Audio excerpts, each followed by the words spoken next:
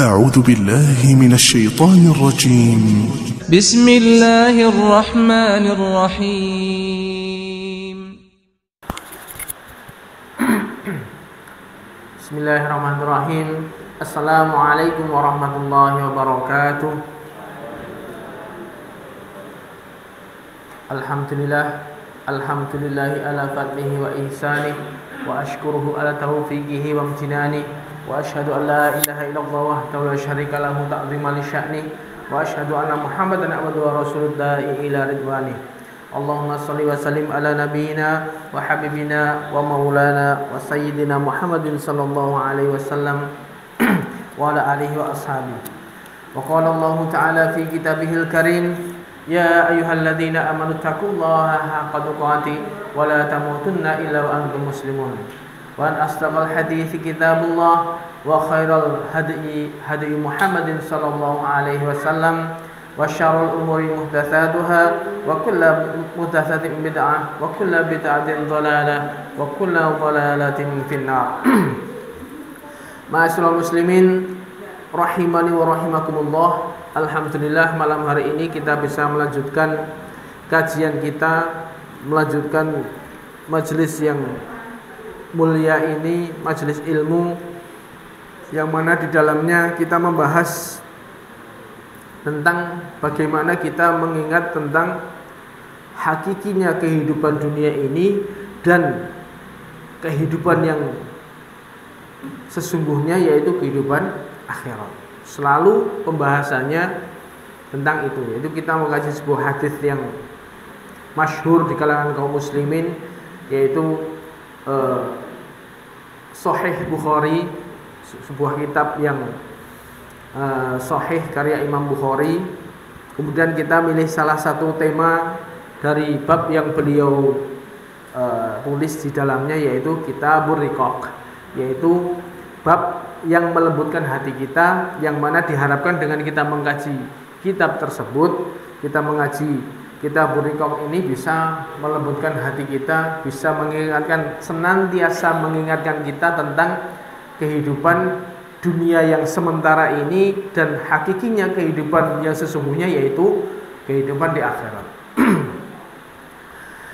Melanjutkan pembahasan sebelumnya, kita sampai pada bab ke-23, yaitu babu hifdzil lisan, bab menjaga lisan, yang mana menjaga lisan ini termasuk urgent di zaman saat ini, zaman dimana orang itu sangat mudah berkomentar. Wong senengane nimbrung urusane wong. Saat ini ya seperti itu ya. Kita perlu ngerem. Jangan kita harus menjaga sesuatu yang itu bisa membahayakan kita di akhirat. Karena ini kaitannya dengan beriman tentang akhirat, bagaimana kita kehidupan panjang setelah kematian kita, yaitu ada fase-fase yang mana kita akan diadili sesuai dengan amalan kita di dunia ini, detik demi detik. Apa yang kita lalui di dunia ini per detik kita lakukan. Bahkan setiap lafaz yang kita ucapkan, setiap tulisan yang kita ketik, itu akan ada hisabannya. Ketika itu nanti mendolimi orang lain atau di situ hal-hal yang bersifat maksiat, itu pasti ada hukumannya, ada hitungannya. Dia disuruh untuk menjaga lisan. Wa qala Nabi sallallahu alaihi wasallam, man kana yu'minu billahi wal yaumil akhir falyakul khairan aw liyasmut. Dan ucapan Nabi sallallahu alaihi wasallam, barang siapa yang beriman terhadap Allah dan iman kepada hari akhir. Jadi iman kepada Allah gandengannya termasuk iman kepada Allah, yaitu iman kepada hari akhir, termasuk salah satu rukun iman. Rukun iman yang kelima, yaitu iman kepada hari akhir, yaitu kita beriman tentang kejadian-kejadian gaib yang Allah kabarkan akan terjadi di kemudian hari. Ini harus kita imani full 100%. Karena ini belum terjadi, tapi kita harus yakin bahwasanya itu pasti terjadi. Nah, ketika kita percaya betul-betul bahwasanya besok ada hari akhir, ada yang namanya hisaban, ada yang namanya perhitungan amal-amal kita, maka Nabi mengatakan barang siapa beriman kepada Allah, beriman kepada hari akhir, falyaqul khairan aw liyasmut. Ngomong apik nek ra iso ngomong apik menengo. Ini berarti diam itu butuh ilmu. Diam itu butuh latihan. Kita dari kecil nggak bisa ngomong, untuk belajar bisa ngomong itu butuh proses waktu gini mungkin bertahun-tahun mungkin ya.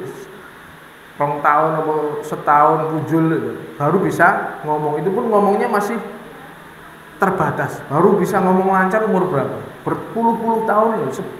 Puluhan tahun kita belajar ngomong loh. Dari bisa ngomong untuk diam itu juga butuh belajar. Karena wis kadung pinter ngomong kebablasan kadang-kadang. Dia nggak ngerti, nggak mikir bagaimana akibat dari omongan-omongan tersebut yang itu bisa memberatkan dia di akhirat kelak. Kemudian wa qoulihi ta'ala, dan firman Allah, ma yalfidu min qaulin illa ladaihi raqibun atid. Apa yang kita ucapkan, apa yang kita lafadzkan dari ucapan kita, huruf per huruf, setiap kalimat yang kita ucapkan, setiap kata-kata yang kita lontarkan dari mulut kita, ini ada ladaiha raqibun atid, senantiasa ada malaikat yang mencatat perkataan tersebut. Ini harus kita betul-betul ingat bahwasanya apapun yang kita omongkan ini ada pertanggungjawabannya. Di buku catatan kita itu lengkap, komplit, detik demi detik, perkataan demi perkataan, huruf demi huruf tercatat rapi. Umpama orang ngomong ngetik misalnya, nulis SMS, WA, itu juga terekam dengan baik. Makanya kita harus hati-hati. Harus hati-hati. Kemudian setelah itu Imam Bukhari membawakan sebuah hadis.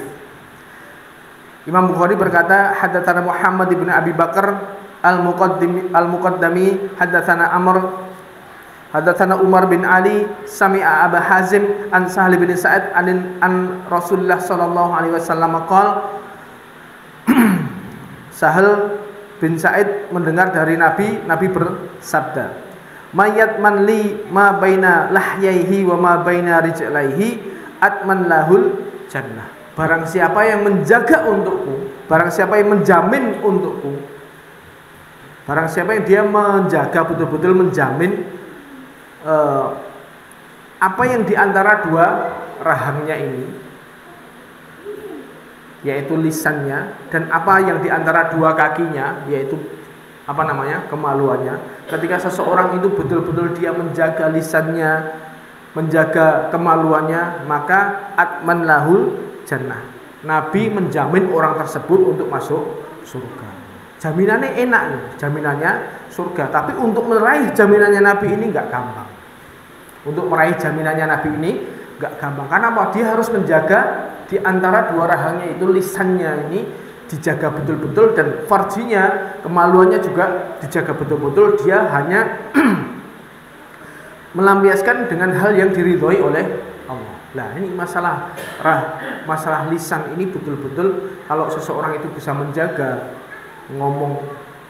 Nah, ini kembali lagi kepada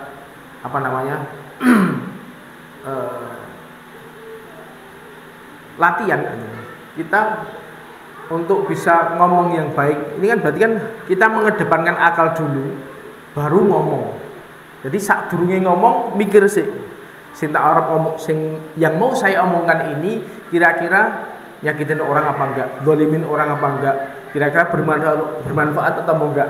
Nah, untuk bisa seseorang itu mau mikir dulu baru ngomong, biasanya wong iki jarang ngomong. Oke, menengi biasanya. Gini betul. Nah, biasanya yang terjadi orang itu ngomong dhisik mikirnya keri. Apalagi kalau dia pas kondisi emosi, wis celemong ya. Kondisinya lagi perasaannya mungkin atine panas ngomong wis maksane wis bisa memuaskan melampiaskan hawa nafsunya, baru terus mikir, duh, aku mau ngomong ini mau tersinggung pura wong ya. Telat. Padahal kalau yang baik yaitu dia sebelum ngomong itu mikir dulu, sing tak ngomong iki apik ora, bermanfaat atau tidaklah. Orang kalau bisa menjaga dia, dua lisannya ini dia jaga, kemudian kemaluannya dia jaga, maka Nabi akan menjamin orang tersebut masuk surga. Ini dapat jaminannya Nabi ini termasuk jaminan yang istimewa. Tapi untuk mendapatkannya ora gampang. Nah, ini kita butuh latihan, Insya Allah nek suwe ngaji ya mungkin ilmunya udah ada, tinggal prakteknya gitu.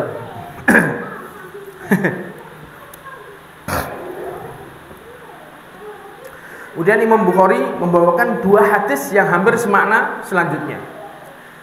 Imam Bukhari berkata, haddatsani Abdul Aziz ibni Abdullah, haddatsana Ibrahim bin Sa'ad an Abi Shihabin an Abi Salamah an Abi Hurairah radhiyallahu anhu qala Rasulullah sallallahu alaihi wasallam.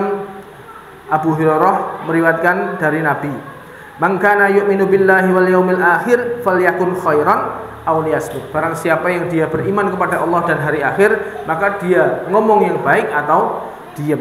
Wa man kana yu'minu billahi wal yaumil akhir fala yu'dhi jarahu. Barang siapa yang iman kepada Allah dan hari akhir, maka dia tidak menyakiti tetangganya.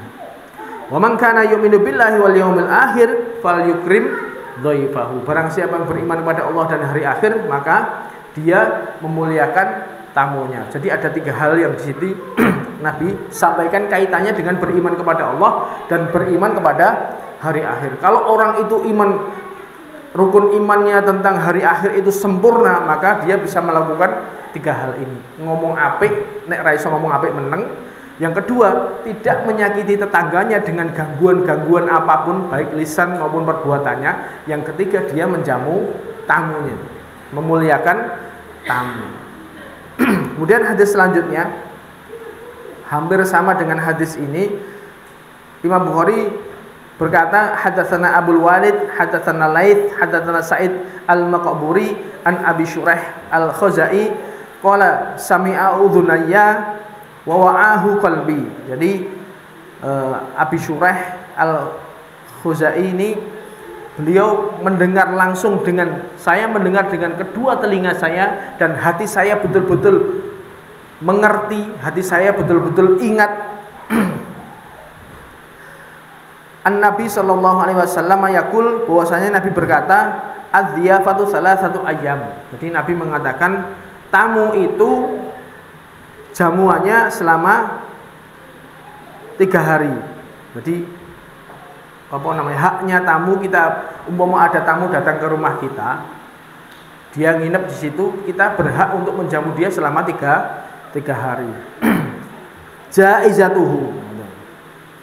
Jaizatuhu itu penghormatan dengan penghormatan sungguh-sungguh. Berarti umpama biasane mangane iki gur sego terus sayur biasa, tahu tempe. Lah, ketika ada datang tamu, ya rodok setengah enak-enak iki ora apa-apa. Ya tuku ayam, tuku misalnya daging untuk memuliakan tamunya.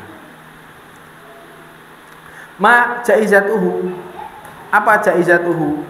Berapa hari itu yang dia mengupayakan dengan sungguh-sungguh. Jadi ada tamu ini diupayakan dengan sungguh-sungguh. Nabi menjawab yaumun wa lailatun. Jadi tamu itu dijamu dengan perjamuan sungguh-sungguh selama sehari semalam. Jadi umpama kita kedatangan tamu, hari pertama itu kita jamu dengan jamuan yang sungguh-sungguh. Biasanya ada mangan tahu tempe, umpama pas kedatangan tamu ya kita enak-enak nih. Tukokne gudeg, tukokne daging, ayam dan lain sebagainya yang di luar kebiasaan kita untuk memuliakan tamu. Cuman sehari semalam, hari kedua, hari ketiga ya kayak biasanya adewe makan biasa. Itu seperti halnya kita makan biasanya nggak apa-apa. Nek hari ketiga sudah lewat, hari keempat kalau isih nginep yo, umpama kita nggak punya biaya, kon golek mangan dhewe ora apa-apa. Nek tego. Wong luar kota adoh-adoh kon golek mangan dhewe.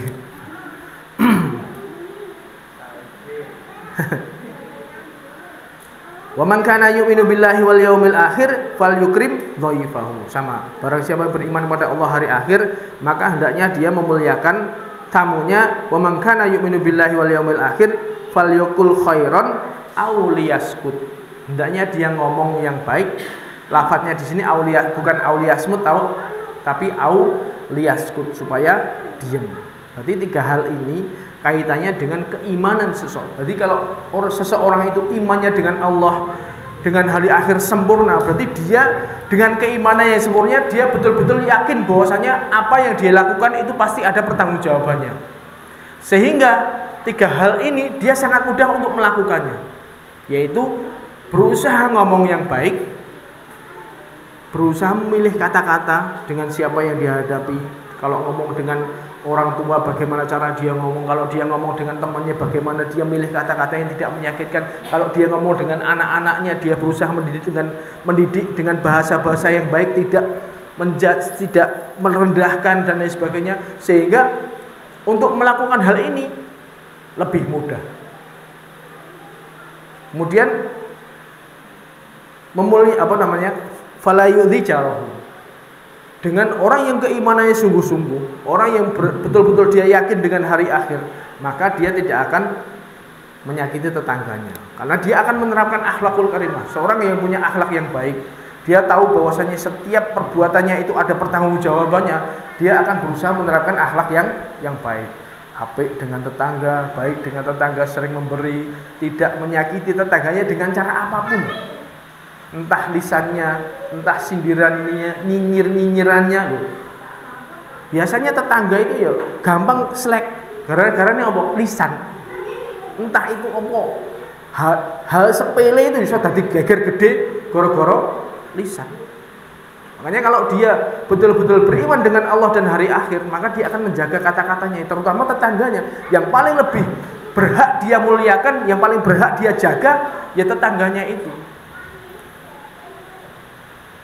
Entah dengan kalimat-kalimatnya, kata-katanya, atau dengan perbuatannya. Misalnya yang sekarang ini terjadi sering nyetel musik kencang-kencang.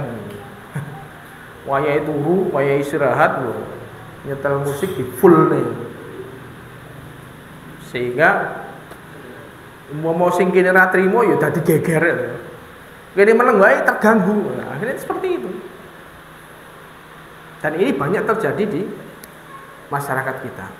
Atau mungkin ya suara-suara yang lain, anak dengan anak padu misalnya.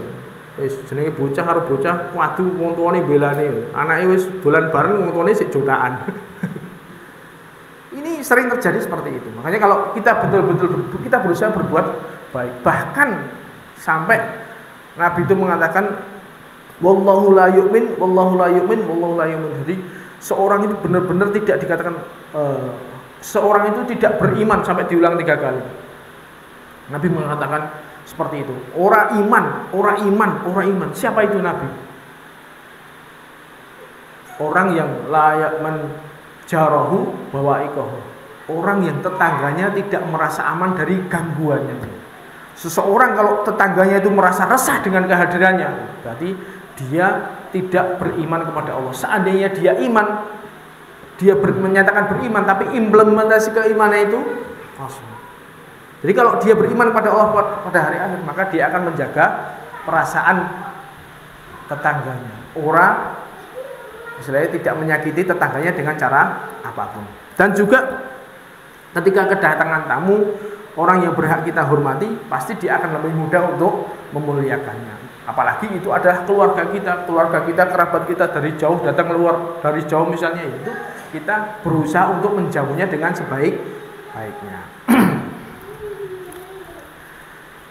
Jadi ini termasuk hal yang bisa, lisan ini bisa menjadikan kita mulia, dari satu sisi yang lain bisa menjadikan kita celaka di akhirat.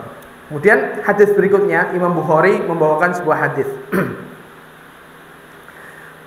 Haddatsani Ibrahim ibnu Hamzah, haddatsani ibni Abi Hazim, an Yazid, an Muhammad ibni Ibrahim, an Isa bin Talhah, an Ubaidillah At-Taimi, an Abi Hurairah, dari sahabat Abu Hurairah, sami'a Rasulullah sallallahu alaihi wasallam yaqul, beliau mendengar Nabi bersabda, innal abda la yatakallamu bil kalimat ma yatabayyanu fiha yazillu biha finnar ab'ada mimma bainal masyriq. Jadi sesungguhnya hamba Yatakallamu bi kalimat, dia mengucapkan dengan sebuah kalimat, sebuah ucapan yang mungkin dia enggak nyangka ternyata kalimat tadi lam yatabayyan, ma yatabayyanu fiha. Kalimat itu belum jelas. Belum jelas keabsahan berita tersebut. Ternyata dengan dia mengucapkan kalimat itu akhirnya yazillu biha finnar. Orang itu menjadikan dia tergelincir di dalam neraka Jahannam yang mana ab'ada mimma bainal masyriq, yang jauhnya lebih jauh daripada timur dan barat. Jadi termasuk resiko dari perkataan seseorang yang kadang-kadang tidak disadari. Seseorang mengucapkan suatu kalimat-kalimat yang kalimat itu mungkin bisa menyakiti orang lain, bisa meresahkan. Akhirnya dengan kalimat tersebut dia tergelincir di dalam neraka Jahanam sejauh-jauhnya. Jadi sangat jauh sekali. Sekarang ini kita butuh tabayyun. Kalau memang termasuk di atas tadi, di atas ya, sebelum hadis yang sebelumnya itu kan Nabi melarang dari kila wa qal. Nabi melarang dari jarene. Saya ini baru berita kabar burung misalnya. Ada seorang pemain sepak bola ini contoh ini misalnya. Aneh permasalahan rumah tangga pemain sepak bola kuwi sing geger wong sak Indonesia. Kuwi kalau kita sadar betul bahwasanya kita dilarang untuk jauh-jauh dari hal ini, kalau itu belum benar, kita nggak ngerti betul, kita berusaha menjauhkan diri dari hal itu. Termasuk sabda Rasulullah SAW, min husnil islami mar'i tarku malayan. Termasuk eloknya Islam seseorang, dia meninggalkan sesuatu yang bukan urusannya. Misalnya kita dengar berita gosip pemain sepak bola rumah tangganya mungkin gonjang-ganjing, wes iki duduk urusanku, rampung jen. Tapi enggak, yang terjadi enggak seperti itu. Gue rame nanggur medsos misalnya, wes melu ngetik dasar ngene. Dengan dia enggak sadar, dengan ketikannya, dengan kalimat-kalimatnya itu bisa menggelincirkan dia menuju neraka Jahanam. Belum lagi gosip artis ini, gosip artis itu, melok-melok ini nyapu. Padahal kan Nabi melarang dari kila wa qal. Gosip-gosip itu dilarang. Kemudian juga termasuk kasratis soal. Kasratis soal itu banyak tanya. Termasuk salah satu contoh praktek dari banyak tanya itu kalau kita termasuk wong Indonesia, karakteristik wong Jawa senengane kepo, senengane penasaran itu. Agar ngobrol itu, piye kabare kae adikmu kae piye kabare, si fulan kae piye kabare. Nah, kita banyak nanya seperti itu buat apa? Kita memasukkan informasi-informasi yang itu tidak bermanfaat bagi diri kita di kepala kita, sehingga kalau kita ngobrol dengan orang lain, akhirnya obrolannya pertama kali ngomong masalah pekerjaan, terus gue sosial menggoke nang kae si fulan kae ternyata ngene to, terus ganti menggok rono meneh. Ini karena apa? Banyak informasi-informasi yang kita bukan urusan kita masukkan dalam kepala kita. Lah sakjane umpama kita termasuk itu min husnil islami mar'i tarku malaya, termasuk keelokan Islam seseorang yaitu dia meninggalkan sesuatu yang bukan urusannya. Itu urusane kok wis ben. Wis rampung jane. Tapi enggak. Karena di situ ada kelezatan-kelezatannya. Setan bermain di situ. Ngomong ke wong jane enak anjane karo nongkrong, karo ngopi, karo itulah kepintaran, kelihayan setan yang bermain-main di situ. Makanya di situ ada kelezatan-kelezatan. Ketika kita berlezat-lezat di situ, bahaya. Makanya kita berusaha menjauhkan. Makanya kalau kita bandingkan misalnya, ada seseorang yang dia itu ora patek nonggo, dia berusaha menjaga dirinya. Wis mau ketemu karo wong wis sekedar nyapa, "Lek, Pak De, Mbah, pripun kabare nggih?" Dia sekedar say hello tok. Dia enggak pengen ngerti tentang kabarnya sana, wis rapatek ngobrol. Kira-kira dengan orang yang dia wis bersosialisasi, dia senang banyak temennya, ngobrol rono, ngobrol isi going istilahnya gampang. Orang itu diterima banyak orang banyak, tapi di situ banyak diselipit dengan omongan-omongan yang seperti itu. Kira-kira mau dari dua orang ini sing selamat nang akhirat sing ndi? Yang dia nggak banyak membahas tentang orang lain. Dia nggak ngurusi wong liya wis urusan ekonomis ben. Isa panjenengan. Itu butuh latihan. Kalau kita betul-betul kita beriman kepada Allah dan hari akhir, ya kita berusaha ke arah sana, saudara. Berusaha ke arah sana. Ya memang di situ ada kelezatan. Memang kita tidak bisa dipungkiri. Wong ngomong kayak enak itu, yang namanya ghibah, namimah itu ada kelezatan di situ. Makanya kalau kita nggak bisa berhenti, nggak bisa memanage diri kita akan masuk semakin dalam. Ngoten nggih? Yang lebih bahaya lagi kalau yang kita bawa beritanya itu nggak bener. Si fulannya lho ini ternyata orang ngono kuwi tenan. Akhirnya terus nyebar tekan ngendi-ngendi. Sing nyebar kayak awake dhewe lah. Dengan kita lantaran kita menyebarkan berita seperti itu, akhirnya besok kita celaka di akhirat. Paham nggih? Jadi berusaha sering kita tabayun, atau yang itu tadi min husnil islami mar'i tarku malayani, termasuk keelokan Islam seseorang kita meninggalkan sesuatu yang bukan urusan kita. Kalau misalnya kita tanya-tanya tapi urusannya dengan pekerjaan kita, ya nggak ada masalah. Pak emosi, misalnya itu orang pasar itu, si Pak Ijo kamu dodol piro kamu, urusannya kalau kerjaan ya masalah. Tapi nek urusannya Pak Ijo, lu ngerti lah si Pak Ijo mau anaknya ini, bujune ini lah, ini mau bahas tekan kono ini urusan gawean rasa tekan kuno barang. Paham ya? Jadi ada batasan-batasan tertentu ketika kita menjaga lisan itu orang gampang. Karena itu gampang cul ngomong. Tapi itu tadi, ketika kita yakin bahwasanya di sebelah kanan kiri kita ada malaikat yang selalu mencatat aktivitas kita, mencatat kata-kata kita, kata per kata, huruf per huruf, tidak terlewat satu kalimat pun, kita harus waspada. Itu ketok soben akhirat itu ketok kabeh. Apa yang kita omongkan, apa yang kita perbuat itu kelihatan semuanya. Makanya harus hati-hati. Kemudian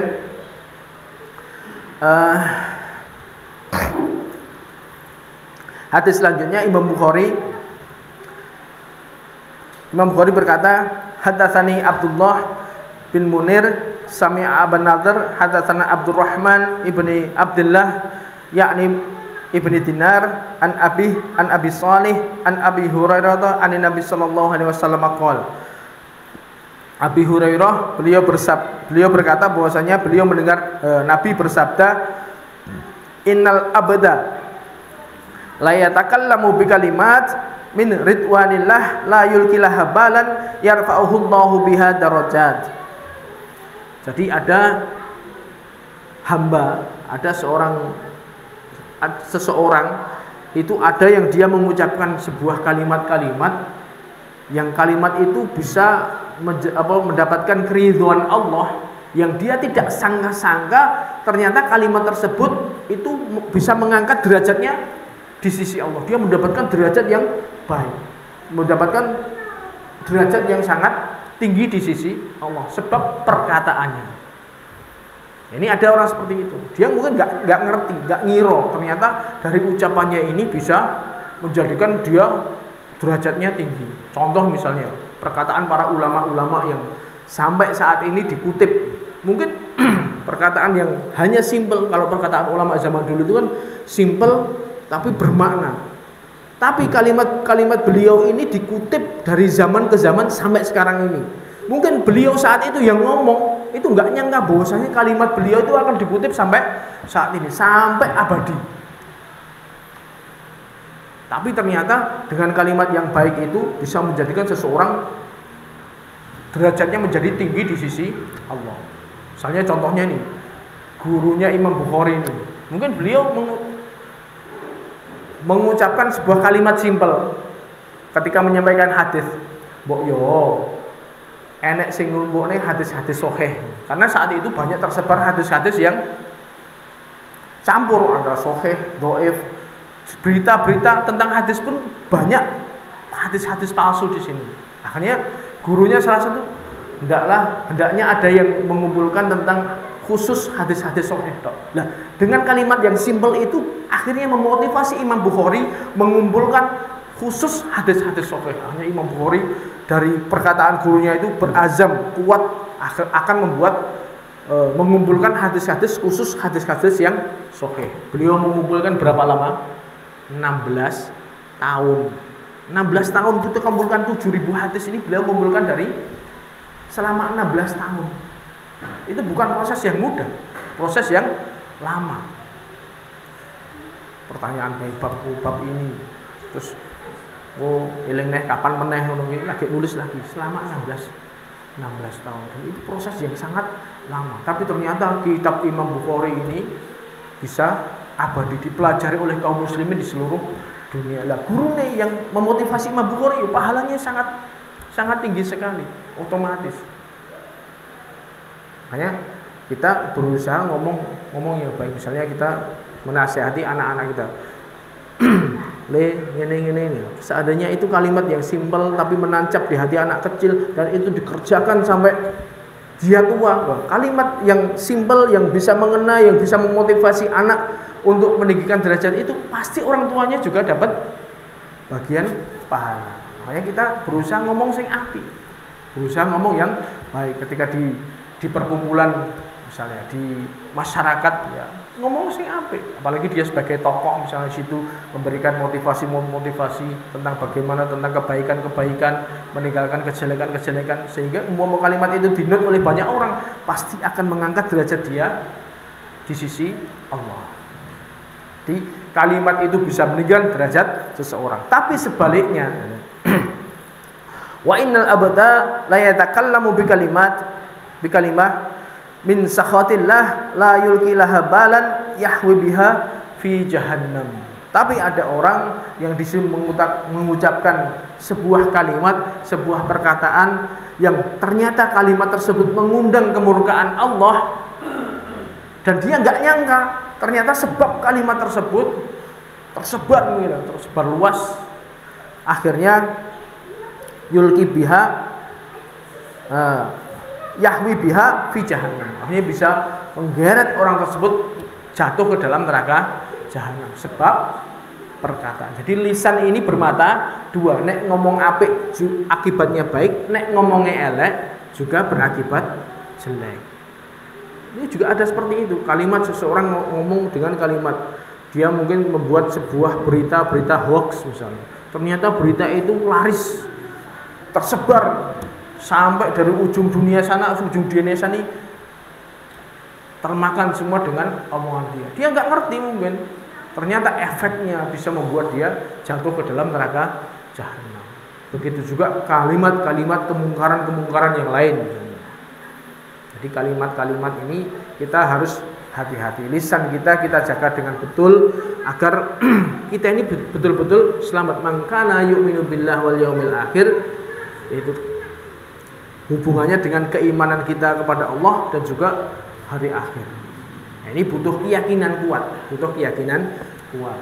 Nah, ini untuk kita memudahkan seperti ini, kita perlu ada waktu khusus untuk memikirkan kembali. Aku mau dino iki kira-kira ada enggak kalimat saya, ada enggak perkataan saya yang menyakiti orang lain. Nah, ini kalau kita sering muhasabah seperti itu, mudah-mudahan hal ini menjadikan koreksi. Kita nggak ngulangi lagi di kemudian hari. Kita nggak mengulang, misalnya nggak sampai ini. Kalau kita pengen selamat seperti itu, nggak ngomong misalnya, terus akhirnya dia nggak peduli kalimatnya menyakiti orang lain atau tidak, dia nggak peduli. Jangan seperti itu. Akhirnya dengan lisannya ini bisa menjerumuskan dia menuju jahanam. Jadi Imam Bukhari betul-betul menggarisbawahi kalimat ini, babu hifdil lisan, bab menjaga lisan. Ini hubungannya dengan rikok, yaitu tadi. Karena keimanan kita sempurna, kita pasti akan menjaga lisan kita. Kemudian bab selanjutnya, bab ke-24. Imam Bukhari membuat satu bab khusus, yaitu bab al-buka min khasyatillah. Jadi bab menangis karena Allah, menangis karena takut kepada Allah. Jadi kalau kita salah satu bentuk ibadah hati itu bentuknya banyak. Tawakal, kemudian bertakwa, ini kan termasuk bentuk ibadah hati. Salah satu ibadah hati yaitu kita menangis karena takut siksaan Allah. Ini bisa diraih oleh orang-orang yang memang meluangkan perenungan khusus, sering mengingat tentang akhirat, sering mengingat tentang muhasabah dirinya. Kalau orang sering muhasabah, maka dia akan ingat tentang dosa-dosanya, tentang bagaimana ngerinya siksaan di akhirat. Akhirnya dia menangis karena takut kepada Allah. Ini Imam Bukhari membawakan sebuah hadis yang sebenarnya ini hadisnya aslinya agak panjang tapi diringkas. Imam Bukhari berkata, hadatsana Muhammad bin Bashar, hadatsana Yahya an Ubaidillah qala hadatsani Hubaib ibni Abdurrahman an Hafiz ibni Asim an Abi Hurairah radhiyallahu anhu an Nabi sallallahu alaihi wasallam qala.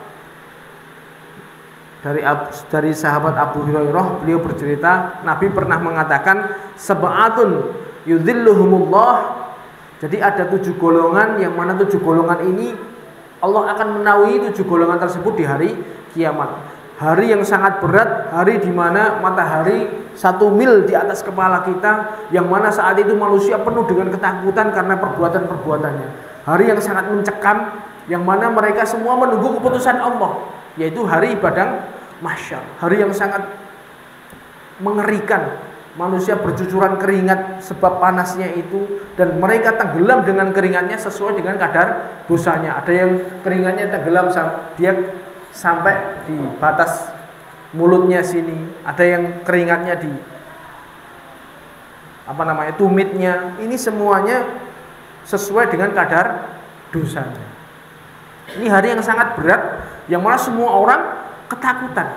Semua orang ketakutan. Tapi di hari itu ada orang-orang yang Allah berikan naungan, merasa aman. Siapa mereka? Ada 7 golongan. Salah satunya yaitu rajulun dzakarallah fafadat ainahu. Jadi salah satu di antara 7 golongan tersebut yaitu orang-orang yang ketika mengingat Allah maka matanya mengalirkan air mata karena takut kepada Allah. Dia ingat dengan siksaan neraka, siksaan bagaimana beratnya api neraka di sana. Ketika seseorang dimasukkan ke dalam neraka terbakar, kita bayangkan bakar di dunia ada panasnya kayak gitu, tapi itu 73 masih lebih panas daripada api dunia. Setiap saat merasa seperti itu. Ketika sudah masuk di sana tidak ada berhenti siksaan sedikit pun. Nah, kalau kita mengingat tersebut terus kemudian dia menangis meneteskan air mata. Kira-kira anak sing tau ngeten iki nopo? Aku nangisku nonton film, nonton sinetron, ini beda. Itu nangis gak ada pahalanya. Tapi kalau kita ingat sama Allah, sepertiga malam kita renungkan dosa-dosa kita, ya Allah, dosaku kok akeh men. Kira-kira saya besok selamat enggak di akhirat ya Allah. Nah, dengan seperti itu, kemudian dari situ dia ternyuh dan meneteskan air mata sebab itu, maka dia besok di akhirat diamankan oleh Allah. Di saat semua orang kepanasan, di saat semua orang khawatir, semua orang panik, dia aman karena ada keamanan dari Allah, dinaungi oleh Allah. Ini ya butuh latihan. Tapi ini nangis karena Allah, misalnya kita baca sesuatu ayat terus terenyuh nangis. Kadang-kadang seperti itu pas ngimami misalnya. Cuman kalau kita ingin ini ibadah, berarti kita harus ikhlas kepada Allah. Soalnya enek sing piye carane geni iso nangis. Kayak ya pola di ada majelis nangis-nangis ngono ya enek. Kumpul-kumpul terus ada ustaz, ada yang cerita, soalnya pernah alumnus seperti itu. Jadi gurunya menyampaikan apa gitu, terus Kene sing kono nangis, akhirnya jamaah jadi do ternyuh dengan perkataan ini nangis yang dibuat-buat. Enggak seperti itu. Kalau ini nangis karena takut pada Allah bentuk ibadah, berarti dia harus betul-betul ikhlas karena Allah. Nah, seseorang ketika dia berusaha ikhlas ya wis. Berarti dia menangis karena ibadah, dia harus betul-betul menjaga perasaannya. Ojo dibuat. Ulama-ulama zaman dulu itu sampai betul-betul menjaga, jangan sampai dia tuh ketahuan nangis. Ketika menyampaikan hadis, dia terenyuh dengan hadis tersebut sampai meneteskan air mata, terus etok-etok jipuk tisu. Wah, flu ya buat ternyata ya. Padahal dia nangis. Dia menyembunyikan tangisnya ben ora dikenai apa biar tidak diketahui oleh orang lain. Nah, yang paling aman yaitu ketika kita seperti gamelan yang akhir kita berkhulwat bersendirian dengan Allah, kita merenungkan tentang hakikat diri kita, bagaimana banyaknya dosa-dosa kita, bagaimana ancaman yang akan menimpa kita, kemudian itu akan lebih mudah kita menangis karena Allah. Ini juga butuh latihan. Makanya monggo kalau memang ya sering-seringlah kita merenungkan tentang diri kita. Kira-kira lho, pawakanku, dapuranku koyo ngene iki pantes ora kira-kira mlebu surga. Nah, kalau kita seperti itu nginget maksiat-maksiat kita selama kita akan lebih mudah untuk terenyuh kepada Allah. Ngoten nggih? Mudah-mudahan ya kita menjadi orang semua yang ngaji-ngaji ini besok di hari kiamat, di saat semua orang merasa khawatir, kita semua dilindungi oleh Allah Subhanahu wa taala dengan naungan Allah. Insyaallah itu yang bisa kita sampaikan. Wabillahi taufik wal hidayah. Subhanakallahumma bihamdika asyhadu an la ilaha illa anta astaghfiruka wa atubu ilaik. Assalamualaikum warahmatullahi wabarakatuh.